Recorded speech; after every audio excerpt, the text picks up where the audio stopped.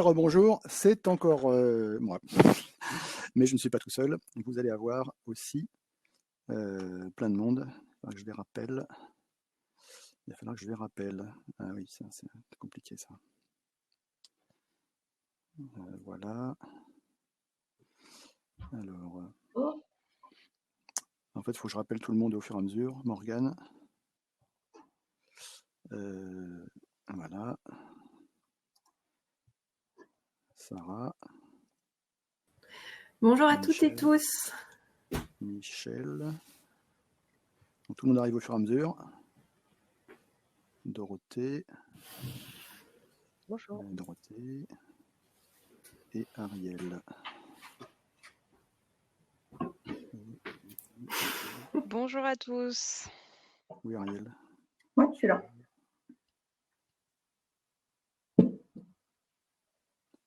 Tout le monde est là? Oui. C'est bon? Oui. Ah, super. On Ok. s'est compté. Super.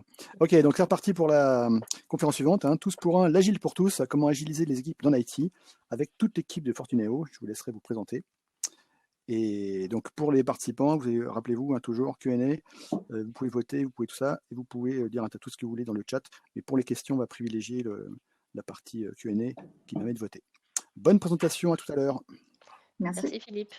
Merci Philippe. Du coup, on va commencer. Donc, c'est Ariel qui projette. Je ne sais pas si vous pouvez vous voyez bien agrandir son écran pour bien le voir.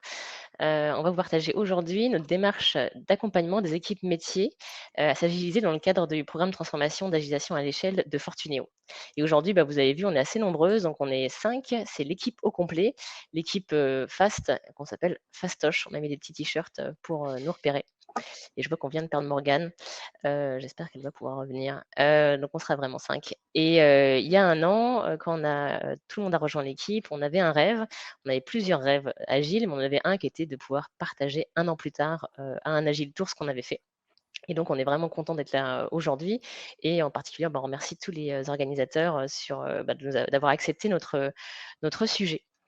Et ce sujet, pourquoi on l'a choisi? On l'a choisi aussi en partageant avec les coachs agiles avec lesquels on travaille, parce qu'on trouve qu'il y a assez peu de retours d'expérience ou de littérature sur comment embarquer les métiers dans une transformation agile. Donc, on va vous partager modestement ce qu'on a fait, en particulier ce qui marche et ce qui ne marche pas, dans ce qu'on a mis en place aujourd'hui.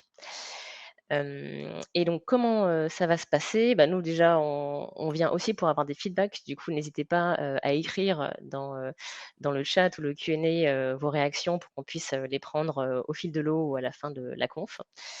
Et on va d'abord vous présenter un peu de contexte sur Fortuneo, si tout le monde ne connaît pas qui est Fortuneo et quelle est l'histoire de notre transformation agile. Ensuite, on va vous partager toutes les actions qu'on a tentées et leur impact auprès des équipes métiers.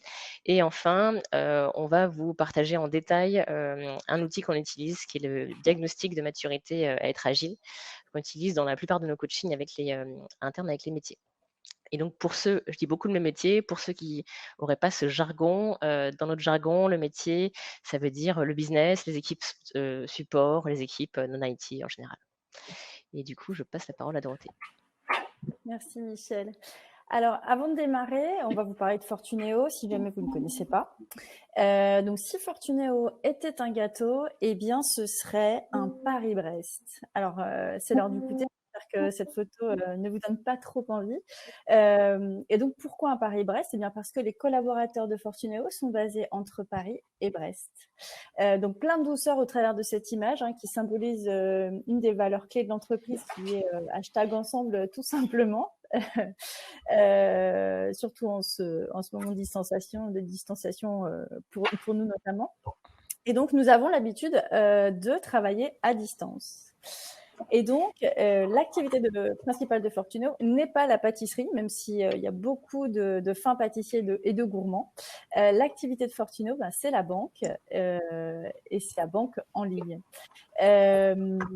Donc aujourd'hui, on va fêter, nous fêtons cette année nos 20 ans. Et donc, nous sommes une filiale du groupe Arkea, pour vous donner les grandes lignes. On est une banque en ligne qui a toute une grande, avec une offre complète de services, les crédits, la bourse, l'assurance vie, et tout ça construit et maintenu par des équipes organisées en agile.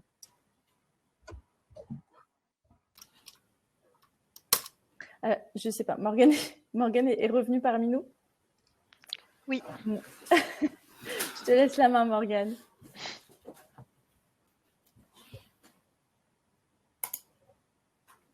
Tu entends, Morgane? Je n'ai pas l'impression. Non, elle ne nous entend pas. Bon, du coup, je vais prendre la suite à la place de Morgane. Alors, du coup, on va vous partager le voyage qu'on a fait. Donc, on avait proposé à Morgane de présenter cela parce que c'est un peu le dinosaure de l'équipe. Elle était là depuis assez longtemps chez Fortuneo. Donc, elle a vu le début du voyage, ce qui n'est pas le cas des autres d'entre nous qui avons vu ça soit de plus loin pour Dorothée qui était chez Fortuneo, mais pas dans la transfo agile, soit les autres n'étaient pas présentes. Donc, le voyage a commencé il y a 5 ans. Donc, c'est un assez long voyage avec la création des premières équipes organisées en mode agile.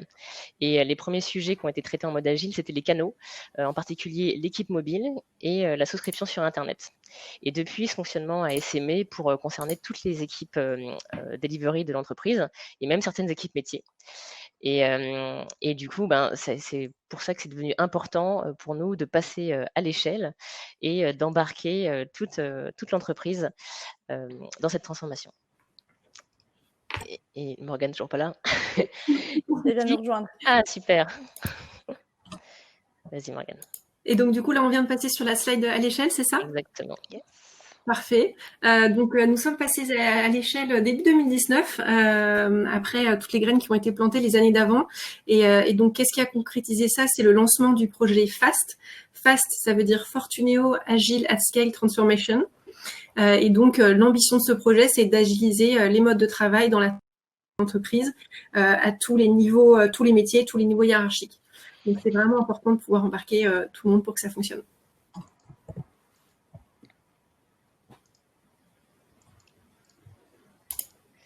Alors, et du coup, on s'est pas encore présenté, donc c'est le moment de se présenter. Et là, on a perdu Michel, c'est ça? Ah bon? Tu m'entends plus? Tu m'as perdu, Morgane. C'est le moment de se présenter. C'est la première fois qu'on est à une conf, la première fois sur Remo, c'est pour ça qu'on découvre l'Internet là. Donc, on va se présenter. Cette équipe, elle était constituée au fur et à mesure, elle était au complet il y a 1 an, donc en septembre 2019. Et pour ça, on a rassemblé plein de profils très, très divers et chacun va pouvoir... vous allez pouvoir voir que nous avons des profils assez différents et complémentaires. Et ce qui nous rassemble avant tout, c'est l'envie de nous améliorer en continu. Et notre rêve, c'est d'être des cordonniers plutôt bien chaussés. Et je te laisse du coup, Morgane, te présenter. Donc, moi, c'est Morgane. Ma particularité à moi, c'est d'être passionnée par toutes les questions d'accompagnement du changement et de sociologie des organisations. Donc, ça fait 8 ans que j'ai différentes expériences qui me permettent d'approfondir ces deux domaines en particulier. Sarah, je te passe la balle. Je la prends et moi c'est Sarah du coup. On m'appelle la caution culturelle de l'équipe et maître Capello parce que je revois au peigne fin toutes les coms de l'équipe. Je suis une avocate repentie. Ça fait bientôt 2 ans que j'ai rejoint Fortuneo et l'équipe de transformation. Et mes particularités, c'est que je suis une serial certificatrice, une bête de concours et coach agile au sein de FAST. Merci. Et du coup, je passe la parole à Ariel. Oui, Ariel, moi si j'avais une devise, ça pourrait être il y a un outil pour ça, car je trouve toujours ou presque toujours une solution à un problème complexe grâce à un outil simple. Et j'aime donc mesurer, analyser pour comprendre et pour faire comprendre. Et c'est ce que je m'emploie à faire pour notamment nos travaux d'élaboration et de diffusion de la culture client. Et Dorothée, si tu es prête, je te passe la balle. Hop, je te remercie. Donc Dorothée, moi je suis en charge de l'organisation du PI Planning et je suis également coach agile. J'ai 16 ans d'ancienneté dans le groupe Arkea et j'ai rejoint Fortuneo il y a 6 ans.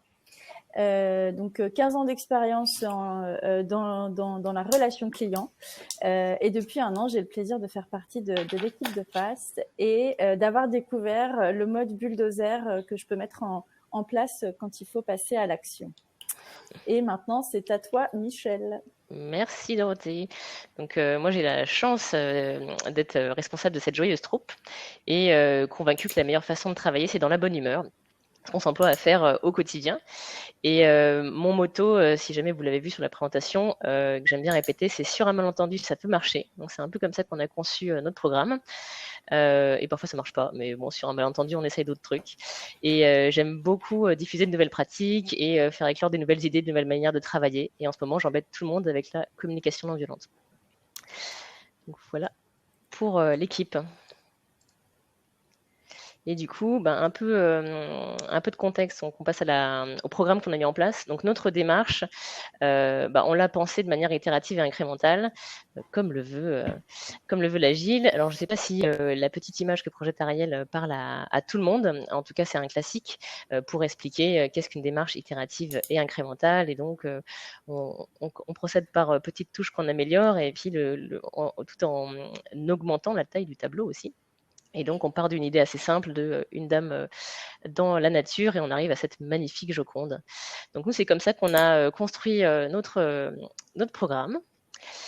Et du coup, aujourd'hui, le résultat, c'est une Joconde qui est en chemin vers le chemin vers la perfection. Mais qui pour l'instant n'est pas tout à fait parfaite.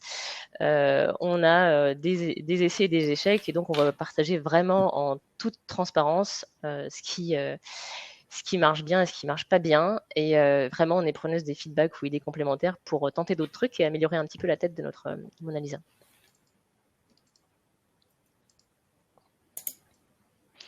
Et du coup, avant de vous expliquer les actions qu'on a mises en place, on voulait du coup vous expliquer nos sphères d'intervention. Et comme Michel vous l'a présenté, nous conduisons une transformation à l'échelle et nous intervenons sur toutes les populations de l'entreprise. Les équipes produits, on en a 11. Pour lesquels nous structurons une organisation product. Nous travaillons à l'amélioration de leur maturité agile et à mettre en place un cadre pour les aider à gérer leurs dépendances et résoudre leurs risques.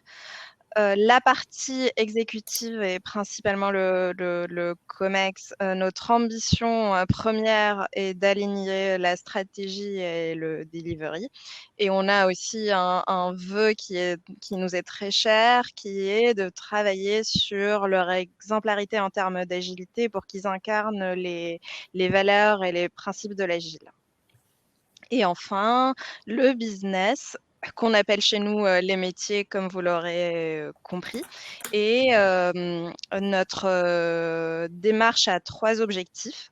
Le premier, c'est de faire de la pédagogie et de la culturation pour que ces équipes adoptent un état d'esprit agile, remettre le client au centre de toutes les décisions, adopter des réflexes d'amélioration continue, améliorer la collaboration intra- et inter-équipe. Travailler sur leur posture pour passer d'un schéma demandeur-exécutant du cycle en V à un schéma de co-construction entre business et delivery. Et le troisième, c'est mieux les inscrire dans le rythme des équipes produits. L'important pour nous, c'est que les métiers soient à l'aise avec le travail en itération des équipes produits, comprennent les concepts de MVP et d'évolution continue du produit, qui se repèrent dans les rituels et notamment dans la démarche de recueil de feedback. Du coup, on va vous présenter 9 actions qu'on a pu mettre en place pour les métiers. Vous avez une petite légende sur le côté droit de votre écran. On a mis 3 niveaux, entre guillemets, de remplissage de la jauge. Le premier étant que l'action a un impact qui est encore limité. Le deuxième, l'action commence à porter ses fruits. Et puis sur le troisième, c'est que, comme dirait l'oncle Ben, c'est un succès. Du coup, la première action qu'on vous propose de vous présenter, c'est ce qu'on a mis en place une communauté de relais d'agents de relais du changement, qu'on appelle les facilitateurs. L'objectif avec cette communauté, c'était de pouvoir compter vraiment sur des relais de la transformation agile pour nous remonter des problématiques concrètes et aussi pour passer la bonne parole, entre guillemets, pour nous aider à diffuser la culture agile au sein de l'entreprise. Comment on a fait, on est passé sur quelque chose d'assez classique. On a des contacts avec eux récurrents, à la fois sur des moyens physiques et numériques, donc des choses assez simples. Et du coup, on a lancé cette communauté il y a 1 an. Et le résultat aujourd'hui, c'est qu'on a encore à peu près la moitié de nos facilitateurs qui sont engagés, on peut vraiment compter sur eux. Donc c'est vraiment un vrai soutien de les avoir. Grâce à eux, on se sent un peu moins seul dans cette transformation, donc c'est plutôt chouette. Et ils ont mené 8 actions concrètes en plus de leur travail, donc c'est aussi un signe d'un bel engagement, ce qui est plutôt chouette aussi. Et c'est des actions qui nous aident vraiment dans notre travail sur la transfo. Et puis aujourd'hui, on est en réflexion pour inscrire cette communauté dans une démarche d'amélioration continue, un peu plus au global au sein de l'entreprise. L'action suivante, c'est une action qui me tient particulièrement à cœur, c'est des sessions qu'on a appelées Apprenons ensemble. Et donc, c'est des sessions régulières d'acculturation sur des sujets agiles et qui sont ouverts à tous sur plein de sujets connexes à l'agilité. Ça a commencé de manière ultra confidentielle entre nous et quelques facilitateurs, justement, quand on a commencé à s'intéresser à la méthode OKR. Et on a commencé à se retrouver, à appeler les sessions Apprenons ensemble et à partager nos lectures, les conférences qu'on a pu voir sur le sujet pour partager notre compréhension. Et finalement, de fil en aiguille, on a proposé à tous les facilitateurs de se joindre. Et le confinement nous a encouragés à passer à l'échelle là-dessus et à inviter tout Fortunéo à venir se joindre à ces sessions. Et donc, notre objectif derrière ça, c'est contribuer à faire de Fortunéo une organisation apprenante et ouvrir les chakras de chacun pour explorer des nouvelles pistes ou outils ou méthodes de travail. Le résultat à date, c'est qu'on a un petit groupe de fidèles participants, soit en live à nos sessions, soit en replay. On a fait déjà 9 sessions depuis avril 2020. Et du coup, sur des sujets assez variés, donc là, je vous en ai cité quelques-uns, la communication non violente, évidemment, le Lean Startup, la systémique, comment animer des rétrospectives à distance, et la facilitation graphique assez récemment, qui a eu beaucoup de succès. Et donc, ça permet de faire découvrir des nouveaux sujets, des sujets en lien avec l'agile à une partie de Fortunéo. Et aussi, pour moi, ça a un avantage parce que ça force l'équipe à faire de la veille et du coup à développer sa pédagogie pour pouvoir transmettre aux autres ce qu'on a appris lors de notre veille. La troisième action, c'est de proposer des sessions d'entraînement à la certification PO et Scrum Master de Scrum.org à tous les salariés qui le souhaitent. Et l'objectif qu'on avait derrière cette action, c'est de sensibiliser les collaborateurs à l'esprit de Scrum, à ses valeurs, au rôle et au rituel, parce que les équipes produits qui travaillent chez nous sont toutes en Scrum. Et du coup, le but, c'est d'apprendre à collaborer avec ces équipes pour que les personnes qui travaillent le plus avec elles collaborent de manière fluide. Et on avait un autre objectif qui est celui de sensibiliser les managers à la posture de servant leader en s'inspirant du rôle de Scrum Master. Les résultats aujourd'hui, en fait, quand on a commencé à proposer l'offre, on a eu beaucoup d'enthousiasme sur cette action et on a eu quelques personnes qui se sont motivées à aller jusqu'à passer les certifications. Et le ressenti de ces personnes-là en tout cas, ce qu'elles en ressortent plutôt que ce qu'elles en ressentent. C'est une meilleure compréhension de Scrum, des rôles et des rituels, et du coup, les collaborateurs comprennent mieux comment ils s'inscrivent dans les nouveaux process des équipes et les interactions avec les feature teams sont meilleures.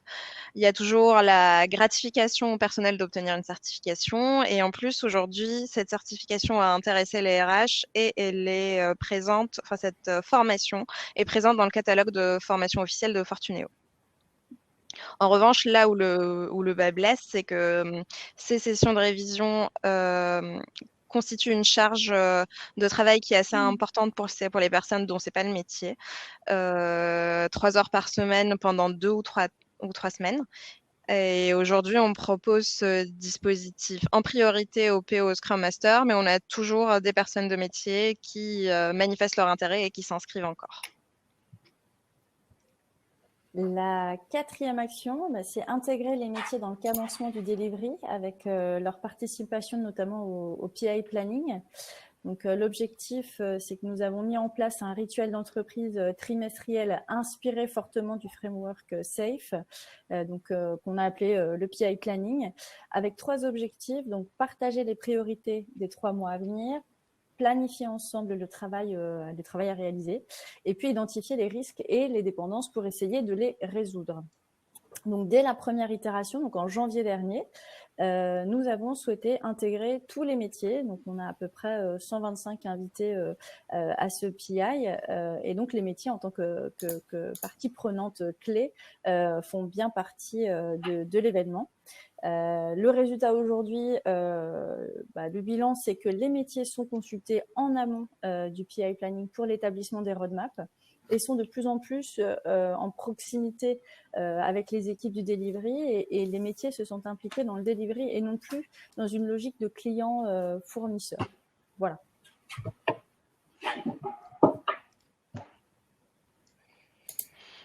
Une autre action qu'on propose et qui a beaucoup de succès, c'est celle de faciliter des rétrospectives inter- et intra-équipes, notamment pour les équipes qui n'ont pas de Scrum Master. Et du coup, les métiers en sont très demandeurs.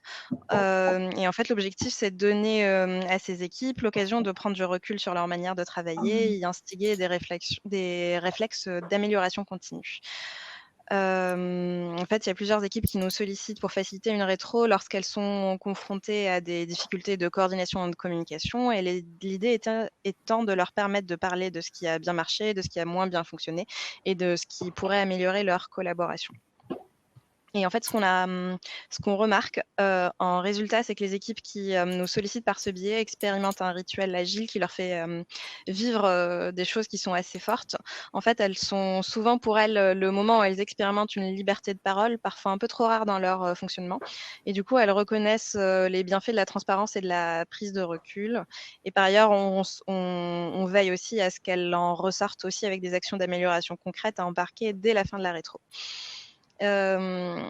Pour nous, c'est aussi une approche facile qui nous permet de mettre le pied dans la porte parce que souvent, après avoir facilité une rétro, on est sollicité pour un coaching plus poussé de l'équipe qui l'a sollicité. Et enfin, après avoir facilité une rétro, les membres de l'équipe deviennent des partenaires de confiance et on est sollicité très spontanément par eux dès lors qu'ils ressentent un besoin de médiation ou de facilitation.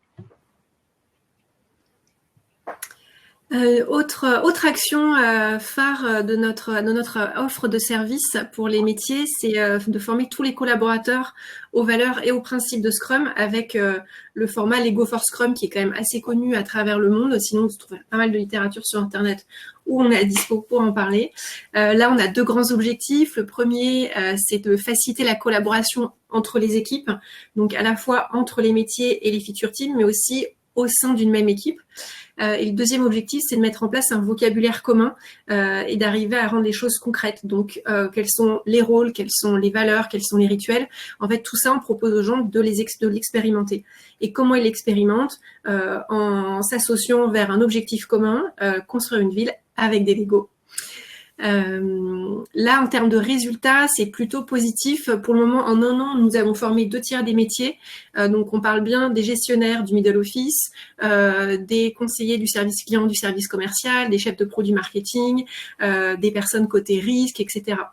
Et cette formation fait également partie du catalogue de formation officiel côté RH et est devenue une formation obligatoire pour tous les nouveaux collaborateurs. Les gens, c'est souvent... pour comprendre l'impact que peut avoir une action, c'est intéressant d'écouter ce que les gens disent. On leur demande à la fin des sessions ce qu'ils ont appris. Et donc, il y a des choses qui reviennent assez souvent, notamment sur l'interaction client. Et quelqu'un nous avait dit, on s'est mis des contraintes qui n'avaient pas lieu d'être. On aurait dû interroger le client plus tôt et s'autoriser de la liberté.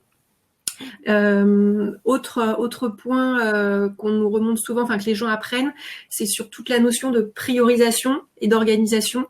Voilà, ils apprennent tout ce qui est autour de la gestion du temps et des priorités. On nous soulève aussi l'adaptation. Quelqu'un nous avait dit plus les sprints avançaient et plus on était efficace. Donc ça, vraiment, ils ont pu l'expérimenter. Souvent, on a 3 sprints dans la formation. Souvent, le premier, il est catastrophique et c'est aussi voulu. Et puis après, le deuxième est un peu mieux et le troisième est vraiment génial.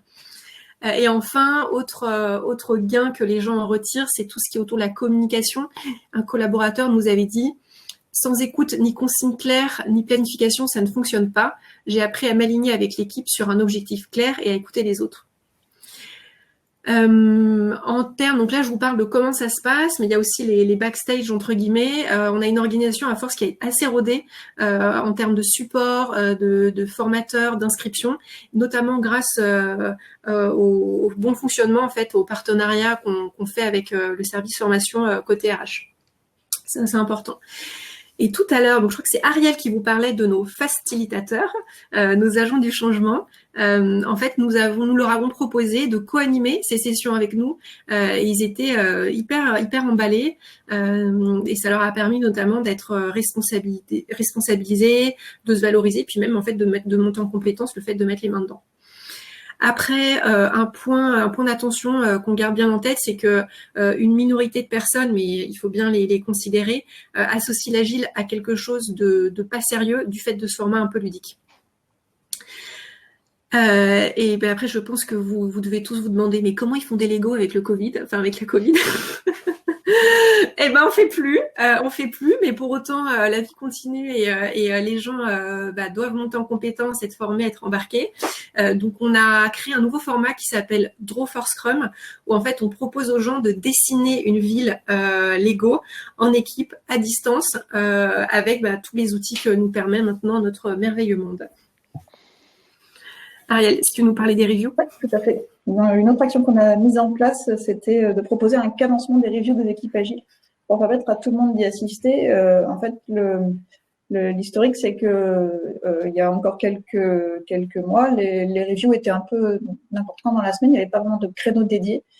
Et du coup, c'était un peu compliqué quand on organisait un atelier, par exemple. Souvent, ça tombait pendant une review et du coup, c'était pas facile pour chacun de s'organiser pour pouvoir aller soit à l'un, soit à l'autre, voire aux deux, également. Donc, ce qu'on a fait, d'abord, c'est qu'on a aligné les agendas de toutes les équipes pour vraiment trouver une logique et caler l'ensemble des reviews sur 2 demi-journées.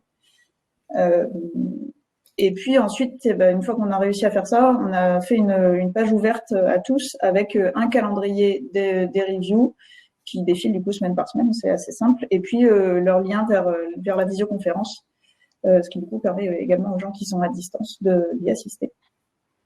Et les résultats sont plutôt bons, les parties prenantes sont vraiment beaucoup plus présentes aux reviews, et elles y sont aussi beaucoup plus actives, la parole circule bien plus.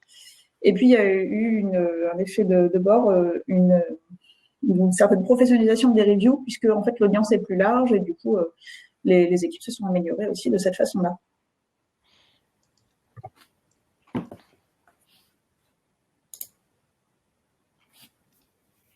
C'est le tour de Dorothée sous le soleil.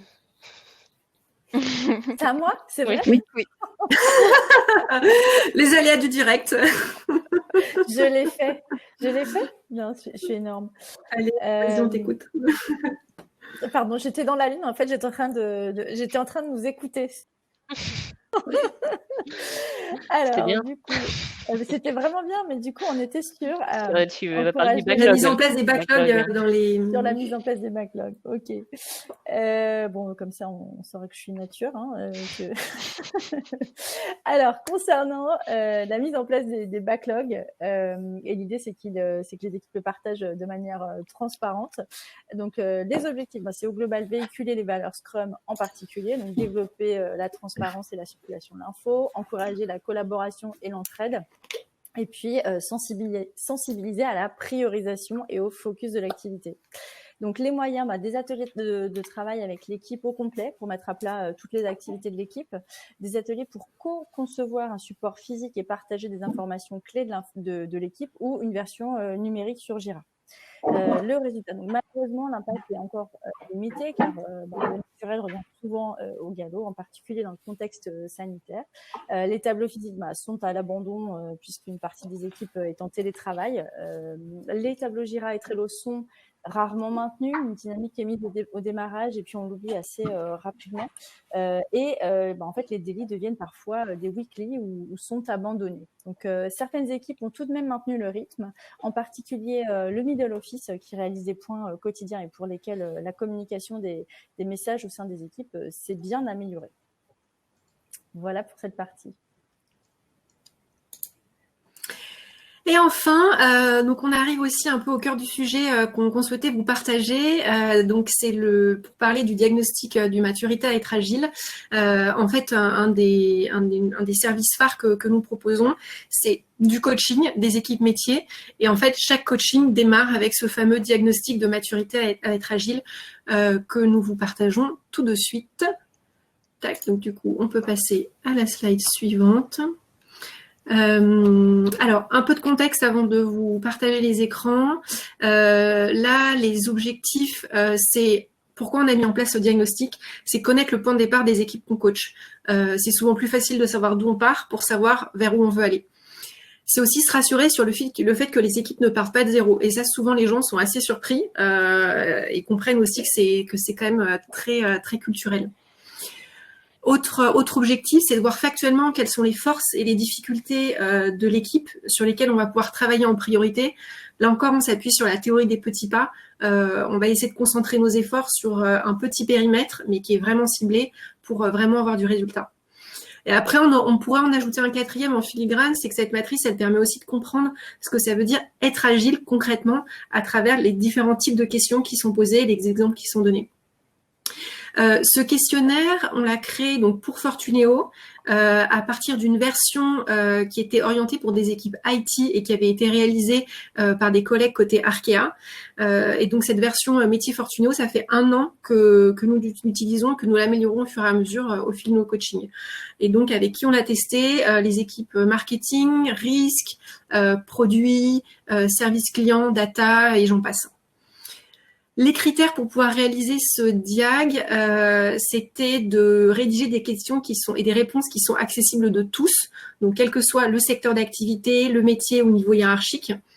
On avait aussi à cœur qu'elles soient autoportantes et qu'elles laissent peu de place à l'interprétation. Comme l'idée, c'est que les gens, dans un des usages qu'on peut en faire, c'est que les gens le remplissent tout seuls.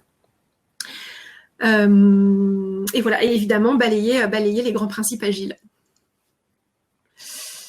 Alors concrètement, ce diagnostic, donc c'est un questionnaire d'une 40aine de questions organisées autour de 7 grands axes. Donc les grands axes, là vous les avez, je vous laisse les lire tranquillement. Vous les avez écrits sur la slide. On a donc les gens remplissent ce diagnostic en équipe de manière individuelle. Et donc, on a un fichier par équipe, un onglet par personne, et on a des calculs qui sont faits automatiquement à la fin pour avoir des scores en fait sur chacun des axes. Ça, c'est un usage individuel, on peut dire. Et il y a un autre usage aussi qu'on peut imaginer en collectif, c'est en fait en équipe balayer l'ensemble des questions et échanger en direct dessus. Là, ça dépend vraiment du niveau de maturité de l'équipe en termes de culture, parce que on a aussi pu voir que même quand on répondait aux questions avec des binômes, avec 2 personnes, selon la relation que peuvent avoir les gens au niveau hiérarchique différent que peuvent avoir les gens, ils sont pas forcément complètement honnêtes pour partager le fond de leur pensée. Alors, on vous donne accès, on va vous donner un QR code pour avoir l'ensemble des questions. Là, je vous partage juste un des axes, c'est l'axe autonomie et responsabilité. Donc, voici quelques-unes des questions que nous proposons aux gens. Je vais vous en lire 2. Je ne sais pas si vous arrivez bien à lire de là où vous êtes et de comment Rémo est fait. Je vais vous en partager 2. Donc la première, l'idée, c'est de mesurer le niveau d'autonomie de l'équipe.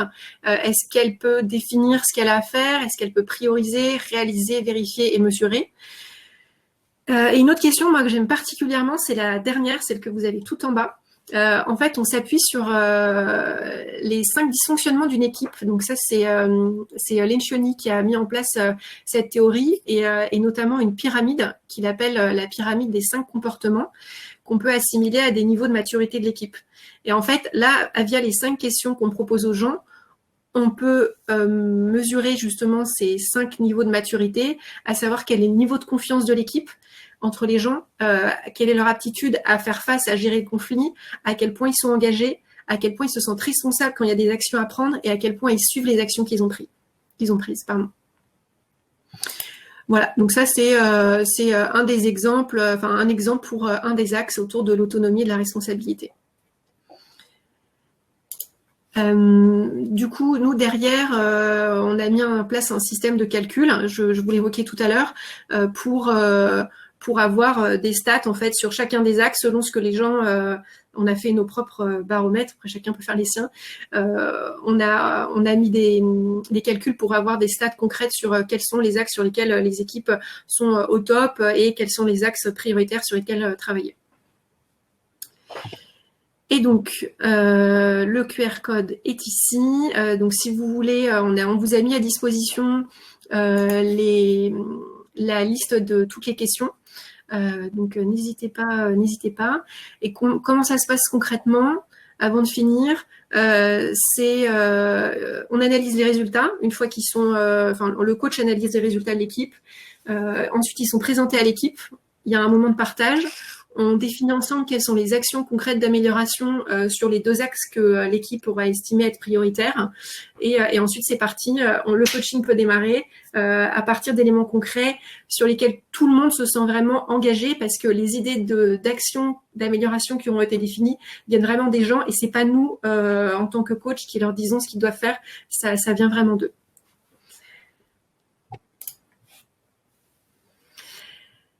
Et donc, si on faisait un petit bilan, Sarah, ça donnerait quoi? Alors, si on devait faire un bilan aujourd'hui, je dirais qu'en fait, les résultats les plus flagrants sont le partage d'un vocabulaire commun, parce que grâce aux formations Lego for Scrum, aux dispositifs de certif, à toutes les communications qu'on fait au sein de l'entreprise, et à la participation de plus en plus importante aux reviews, aujourd'hui, les métiers se repèrent dans le langage des équipes delivery et ça nous fait plaisir.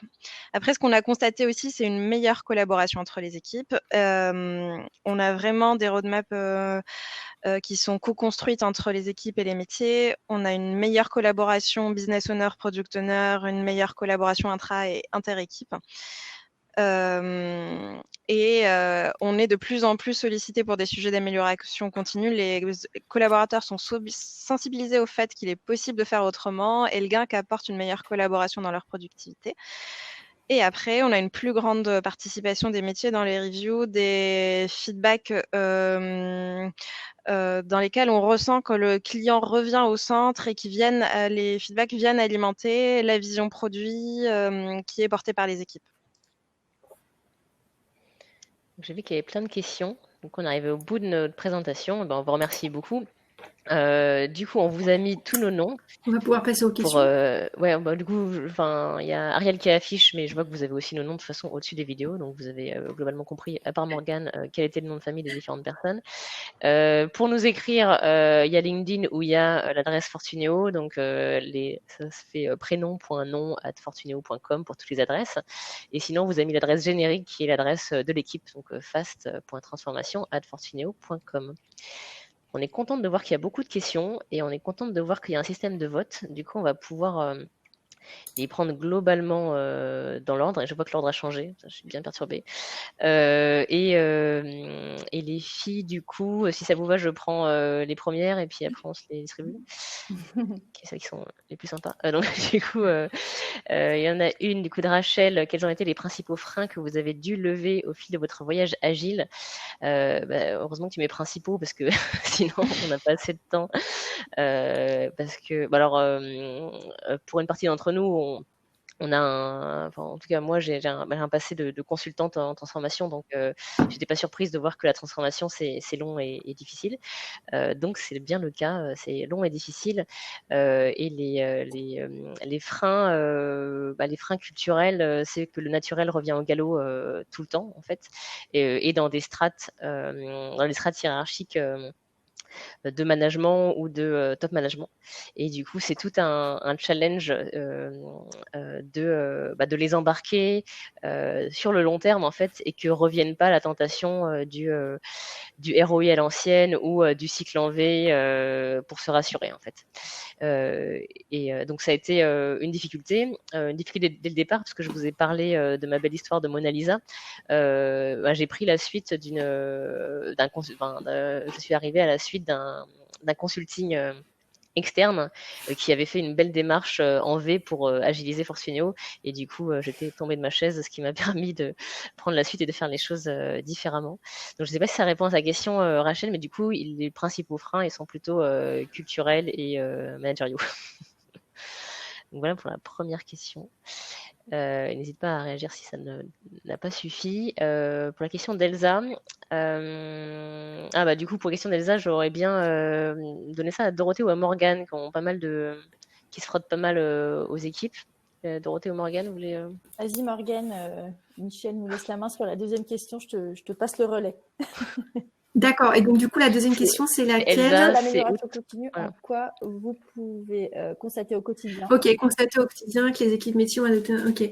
En quoi on constate? C'est quand ils prennent des initiatives, en fait, à vouloir eux-mêmes se faire un backlog, à utiliser, que ce soit Mural ou sur des outils.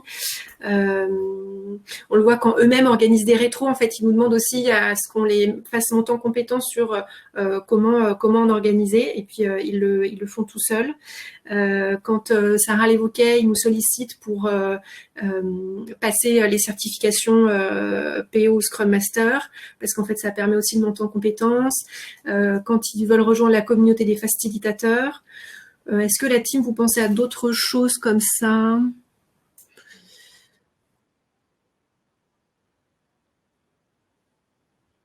Moi, je pense à quelque chose qui me fait plaisir. C'est assez récent, mais les dernières interactions pendant les reviews nous ont fait particulièrement plaisir, et avec notamment le client et qui notamment revient, le fait aussi qu'ils intègrent, par plus exemple, souvent le qu'auparavant. juridique, les risques, qui finalement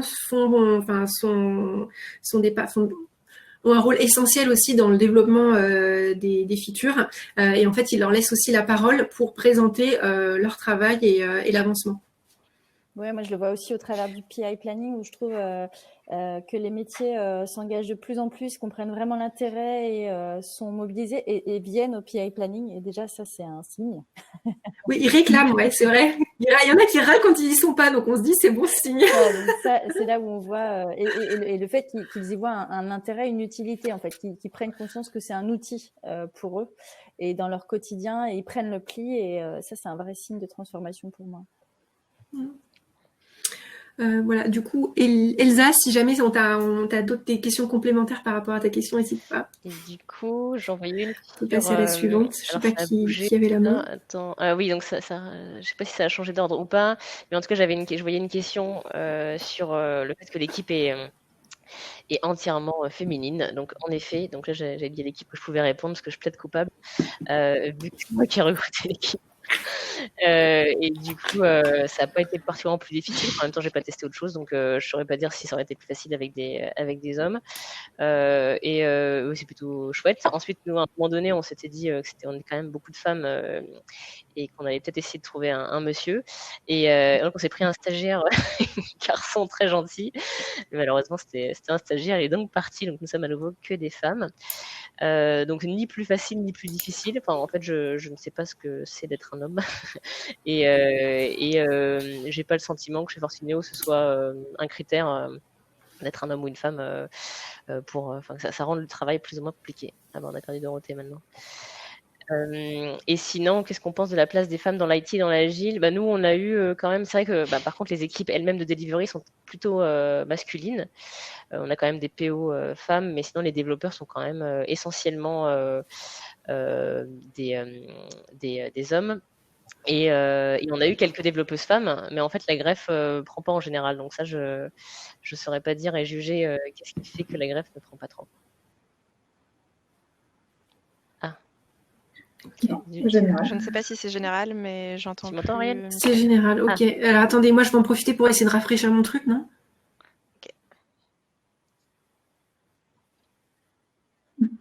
On entend très bien, on a juste perdu Dorothée. On est en train d'essayer de régler ça. Prendre une question suivante. Ah ok, on entend tout le monde. Heureusement, j'ai pas dit une connerie. J'avais de conneries. Alors, ok. Je vais récupérer Dorothée. Parce que moi, ok, moi j'entends merci, pas Rachel. Michel. Vous entendez Michel ou pas? Ah bon, Ariel m'entend, c'est sympa. Merci. Et du coup, alors, ça va être, je sais pas si quelqu'un peut faire le relais. Il y avait la question sur les RH. Est-ce que quelqu'un voulait la prendre ou est-ce que je la prends? Parce que je sais que Dorothée avait dit Morgane ou moi. Ah, vas-y. Non, vas-y. Je peux la prendre. Ok. En fait, quand on avait présenté les sphères d'intervention, on mettait les RH dans les métiers. Du coup, ils sont concernés par toutes les actions qu'on vous a expliquées, qu'on vous a présentées pendant la présentation, et que par ailleurs on collabore de manière assez proche des RH. On les tient très au courant des avancées de la transformation et elles nous tiennent très au courant en fait des besoins RH et des questions RH que je suis d'accord avec toi. Donc moi je les vois. J'ai un point toutes Michel, les semaines avec les RH. On a créé un bon lien avec les responsables formation suite à la mise en place des différentes actions et notamment les Lego où en fait on leur a donné à peu près toute la charge de travail et dans la composition du catalogue de formation qui inclut du coup maintenant beaucoup de formations agiles et ils nous font pas mal confiance sur les pistes parce que là on est en train de se dire qu'on pourrait étendre les formations agiles à pas mal de choses autour de l'UX aussi, parce que quelque chose qui me tient à cœur, c'est le fait de penser un peu plus client. Donc, il y a aussi des travaux là-dessus et on les mène de concert avec les RH. Alors, par contre, on n'a pas mené de coaching auprès de l'équipe RH. Pas encore, en tout cas. Alors, et Morgane, donc je sais pas si elle m'entend, sur la culture des équipes qu'on accompagne, comme c'est plutôt Morgane et Dorothée. Alors après, peut-être que Sarah, tu la prends si Morgane... Est-ce que Morgane t'entend? Est-ce que tu peux faire le relais, Sarah?